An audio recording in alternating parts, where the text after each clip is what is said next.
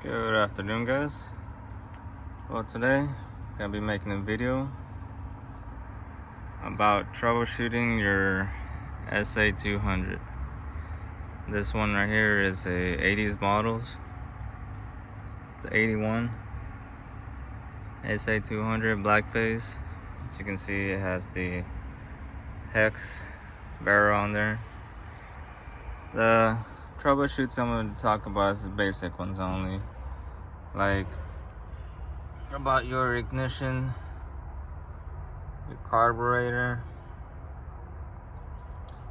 and your idle.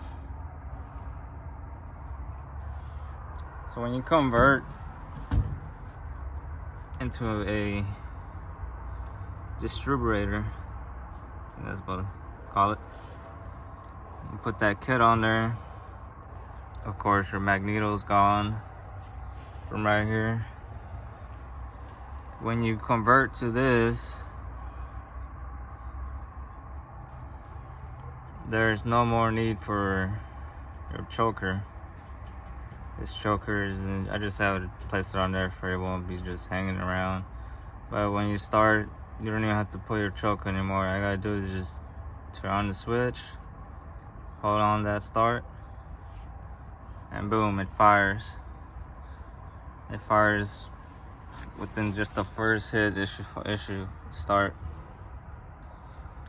It should have no problem unless the battery is gone. But other than that, if there's juice in there, it's gonna kick it no matter what, because there's a rod that goes into the motor that spins it and just starts it right away. And then for starting issues, I'll talk about that too.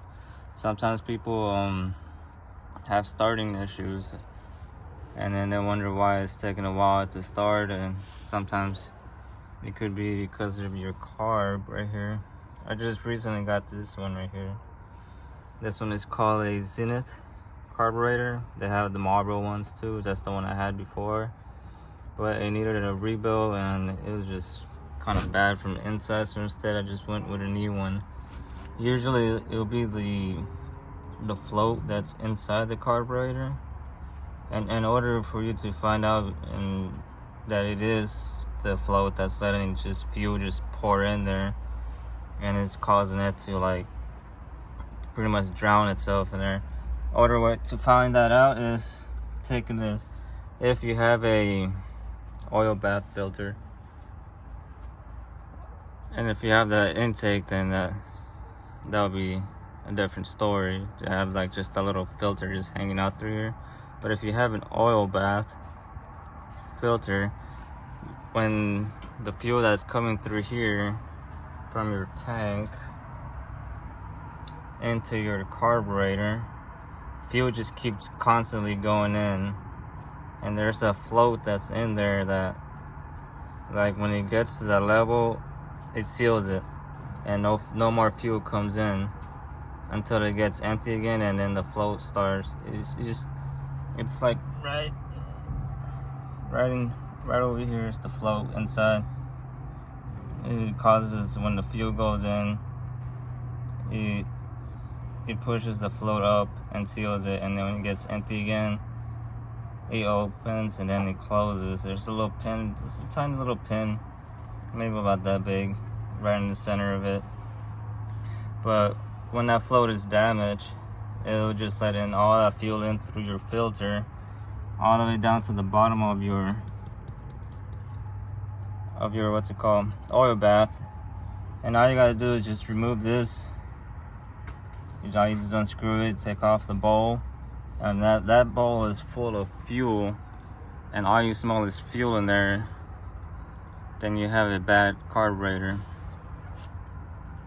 Either you need to get it rebuilt, or if it's too damaged, then just buy a new one then. If you know someone that can fix it, then that'll be awesome too. But usually that's what causes some starting issues, is because of your carburetor, your floats, mainly the floats, and then from there on you can check the little stuff inside there too. They sell kits for that.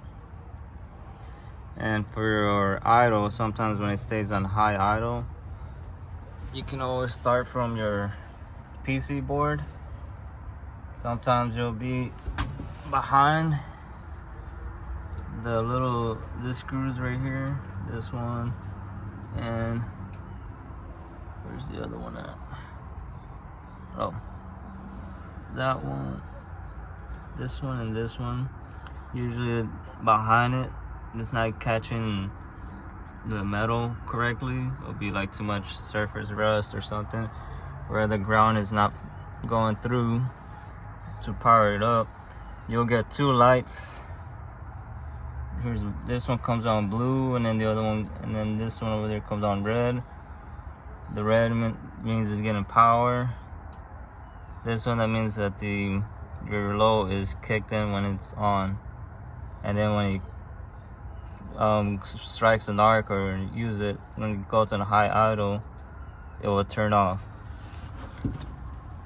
Meaning that this right here, solenoid, I believe it's called, is engaged. Start to rev it up for you. Yeah, those are the mainly basic ones for idle. Sometimes it'll be because your pressure switch, which is in the other side. I have to remove the other door.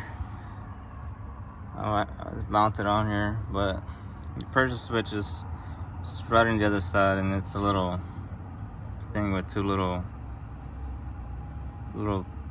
spikes thingy where just two of them are connected in there. One of them goes in here, other one goes over here.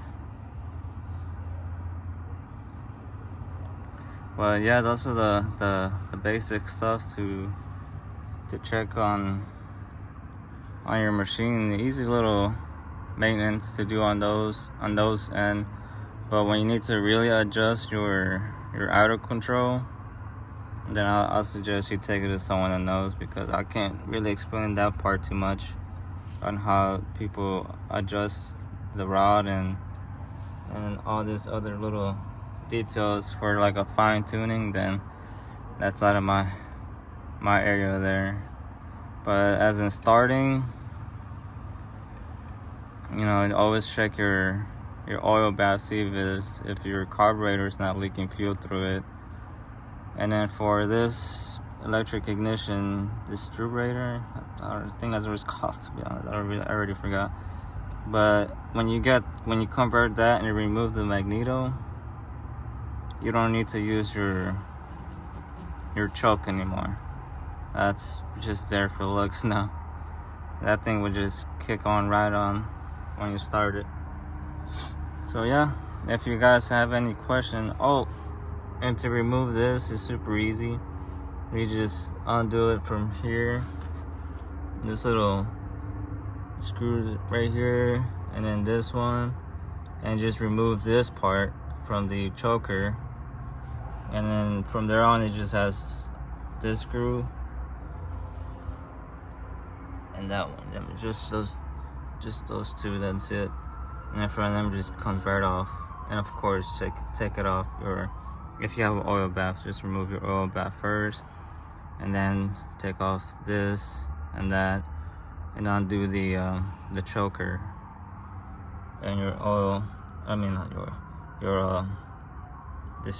your carburetor should just easily just come right off. And then to get inside, and of course you just take those, and there's that little gasket right there to get to your floats and everything.